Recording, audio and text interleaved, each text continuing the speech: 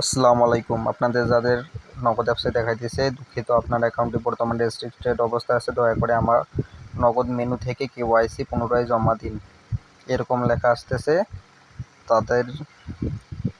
তারা ডায়াল পেডে গিয়ে চেক করে নেবেন 16*167# দিয়ে চেক করে নেবেন যে আপনাদের নগদ অফিসিয়াল পেজটি আসতেছে কিনা। যদি না আসে, এরকম আসে, তাহলে আপনারা বুঝবেন যে আপনাদের কেওয়াইসির প্রবলেম আছে। এখানে দেখাইতেছে যে sorry your account is restricted, please download নগদ অ্যাপ টু রিসাবমিটেড ইউর কেওয়াইসি। এখানে তারা